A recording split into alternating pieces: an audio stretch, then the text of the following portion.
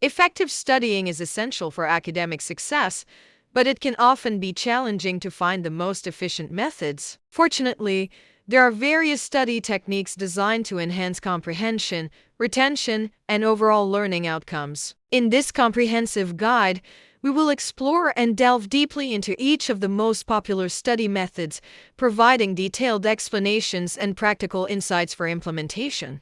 So, the first one is active recall.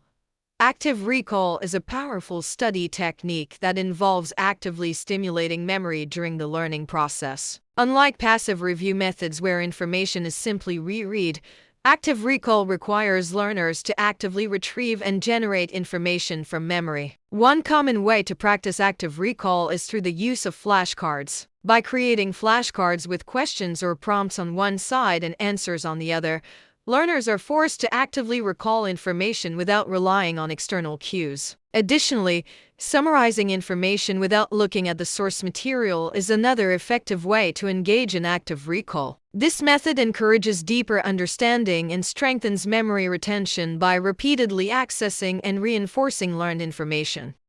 The next study method is spaced repetition. Spaced repetition is a study technique based on the principle of reviewing material at increasing intervals over time to strengthen memory retention. The concept behind spaced repetition is rooted in the spacing effect, which suggests that information is better retained when learning is distributed over time rather than massed together in one session. By strategically spacing out review sessions, learners can optimize long-term retention with minimal effort. Spaced repetition algorithms, commonly found in flashcard apps and software, dynamically adjust the timing of review sessions based on the difficulty and recall performance of each item. This method maximizes learning efficiency by prioritizing review of information that is on the verge of being forgotten, thus ensuring that knowledge is retained over the long term. The next very well-known study method cannot be anything else but Pomodoro technique. The Pomodoro technique is a time management method that promotes studying in short, focused bursts interspersed with brief breaks. Originating from the Italian word for tomato, the technique was developed by Francesco Cirillo in the late 1980s and is named after the tomato-shaped kitchen timer he used. The typical Pomodoro cycle consists of 25 minutes of uninterrupted work followed by a 5-minute break. After completing 4 consecutive Pomodoros, a longer break of 15 to 30 minutes is taken. This structured approach helps maintain focus and productivity by breaking study sessions into manageable intervals while preventing burnout and fatigue. By dividing study time into short, dedicated periods, learners can effectively manage their time, maintain motivation, and sustain concentration throughout their study sessions. The fourth method is mind mapping. Mind mapping is a visual note-taking technique that involves creating diagrams to organize and connect information. Popularized by Tony Buzan, a British author and educational consultant, mind maps are graphical representations that depict relationships between concepts, ideas, and information. Typically drawn with a central topic or theme at the center, branches radiate outward to represent subtopics or related concepts. Mind mapping encourages nonlinear thinking and allows learners to explore connections and associations between different pieces of information. This visual organization facilitates understanding of complex topics, enhances creativity, and aids in memory recall. With the flexibility to add, modify, and expand branches as needed, mind maps provide a dynamic and adaptable framework for capturing and synthesizing knowledge. Here are some techniques for generating mind maps. Traditional pen and paper. The traditional method of creating mind maps involves using pen and paper. Start by placing your main topic or idea in the center of the page and draw branches radiating outward to represent related subtopics or concepts. Use lines, colors, and symbols to connect ideas and add visual emphasis. This method allows for free-form brainstorming and encourages creativity as you sketch out your ideas by hand. Mind mapping software.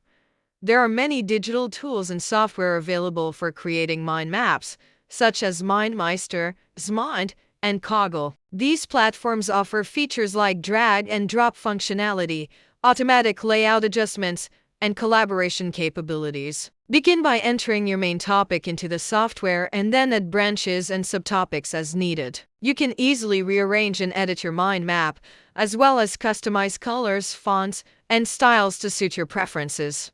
Whichever method you choose, the key to effective mind mapping is to let your creativity flow and embrace the nonlinear nature of the process. Cornell Method.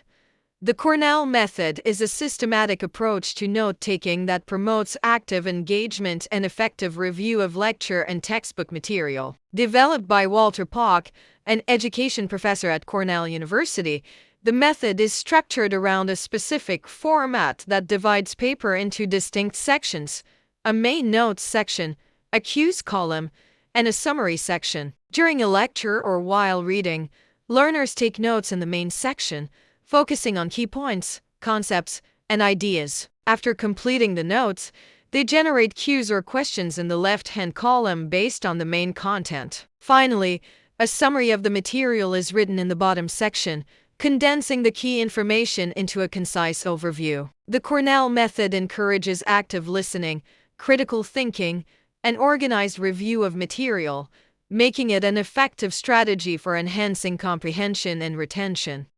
The next study method is called SQ3R method. The SQ3R method is a comprehensive study strategy designed to improve reading comprehension and retention. Developed by Francis P. Robinson in his 1946 book Effective Study, SQ3R stands for survey, question, read, recite, review. The SQ3R method is a strategic approach to studying that can significantly boost your comprehension and retention of material. The acronym stands for survey, question, read, recite, and review, and each step is designed to actively engage your brain and reinforce your understanding of the material. Now, let me explain you what that means. 1. Survey. Before diving into the text, take a moment to survey it. Skim through the headings, subheadings, and any bold or italicized text. This gives you a broad overview of what you're about to read, helping to set the stage for deeper understanding. 2. Question. As you survey the text, start formulating questions in your mind. What do you expect to learn from this reading? What key concepts do you hope to grasp? By posing questions, you're actively engaging with the material and setting specific goals for your reading session. 3. Read. Now it's time to dive into the text. As you read, focus on answering the questions you formulated earlier. Be an active reader, highlighting key points, taking notes, and seeking answers to your questions. Try to understand the material rather than just passively absorbing it. 4. Recite. After reading a section or completing a chapter, pause and recite what you've learned in your own words. This step is crucial for reinforcing your understanding and committing the information to memory. You can do this aloud or in writing, whichever works best for you. 5. Review. Once you've finished reading and reciting the material, take some time to review it. Skim back over your notes, reread any sections that were unclear, and reflect on what you've learned. This final step helps solidify your understanding and prepares you for future learning or assessments. By following the SQ3R method, you're not just passively reading or skimming through material. Instead, you're actively engaging with it, asking questions, and reinforcing your understanding through recitation and review. This approach not only improves your comprehension and retention of the material, but also helps you become a more efficient and effective learner overall. For someone, the most enjoyable study method is group study. Group study, also known as collaborative learning or peer teaching, involves studying and reviewing material with peers or classmates. By participating in group study sessions, learners can benefit from diverse perspectives, share knowledge, and exchange ideas with their peers. Group study fosters a collaborative learning environment where individuals can clarify concepts, ask questions, and engage in meaningful discussions. Through teaching and explaining concepts to one another, learners reinforce their own understanding and identify gaps in their knowledge. Additionally, group study provides accountability and motivation, as learners are accountable to their peers and can support one another in achieving academic goals. By leveraging the collective expertise and resources of the group, learners can enhance their comprehension, retention, and overall learning experience. For me, one of the most effective study methods is teaching others. Teaching others is a powerful learning strategy that involves explaining concepts, ideas, or information to someone else. By teaching others, learners deepen their understanding of the material, identify misconceptions, and reinforce their own knowledge. Whether tutoring a peer, leading a study group, or presenting information to a classroom, the act of teaching requires learners to organize their thoughts, articulate concepts clearly, and adapt their explanations to the level of their audience. Teaching others promotes active engagement with the material and encourages metacognitive reflection, as learners gain insight into their own understanding and learning process. Additionally, teaching others fosters empathy, communication skills, and a sense of responsibility, making it a valuable and rewarding learning experience for both the teacher and the student. The next method is chunking.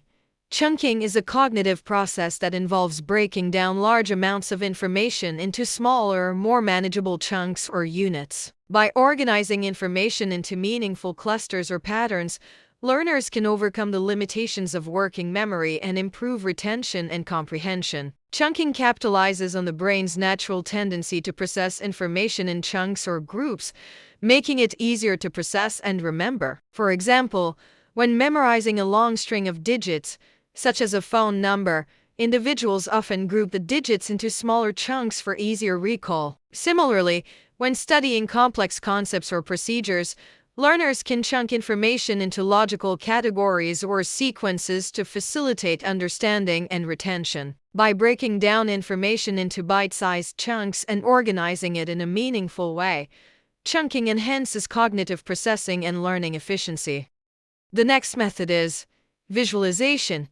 Visualization is a cognitive technique that involves creating mental images or diagrams to represent concepts, ideas, or information. The process of visualization engages multiple cognitive processes, including perception, imagination, and memory, making it a powerful tool for learning and comprehension. By visualizing abstract concepts or complex relationships, learners can make connections, clarify understanding, and enhance memory recall. Visualization techniques vary widely and can include creating mental images, diagrams, or conceptual maps, as well as imagining oneself interacting with or applying the information in real-world scenarios. Whether visualizing the structure of a molecule, the steps of a historical event, or the relationships between mathematical concepts, visualization harnesses the brain's innate visual processing capabilities to facilitate learning and understanding. Finally, practice testing. Practice testing is an active learning strategy that involves actively engaging in retrieval practice to reinforce learning and assess comprehension. Unlike passive review methods, such as rereading or highlighting, practice testing requires learners to actively retrieve information from memory, either through self-testing or using practice quizzes and tests. By actively recalling information, learners strengthen memory traces and promote long-term retention. Practice testing also provides immediate feedback on learning progress, allowing learners to identify areas of strength and weakness and adjust their study strategies accordingly. Research has shown that practice testing is one of the most effective study techniques for enhancing learning outcomes across a wide range of subjects and contexts. By incorporating regular practice testing into their study routines, learners can improve retention, enhance comprehension, and achieve better academic performance. In conclusion, effective study methods are essential for maximizing learning outcomes and achieving academic success. By employing a combination of active learning strategies, such as active recall, spaced repetition, and practice testing, learners can enhance comprehension, retention, and overall learning efficiency. Additionally, techniques like the Pomodoro technique, mind mapping, and visualization provide valuable tools for managing time, organizing information, and stimulating cognitive processes. Whether studying individually or in groups, incorporating a variety of study methods tailored to individual learning preferences and goals can optimize learning outcomes and foster a deeper understanding of the material. By experimenting with different techniques and refining study habits over time, learners can develop effective study skills that serve them well throughout their academic journey and beyond.